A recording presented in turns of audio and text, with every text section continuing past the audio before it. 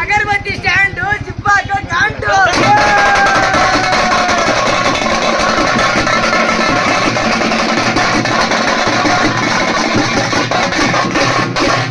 ಇವನ ಹೆಸರು ಸಚಿನ್ ಕೆಟ್ಟಾಗಿರೋ ಮಿಸಿಂಗ್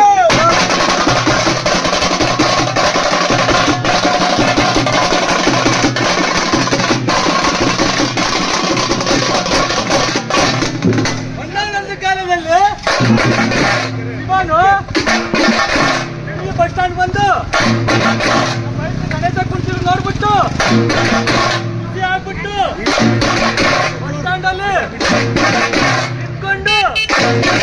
ಯಾವ್ದೋ ಗೋಡೆ ಮನೆಯಲ್ಲಿ ನಿಂತ್ಕೊಂಡು ನೋಡ್ತೀನಂತೆ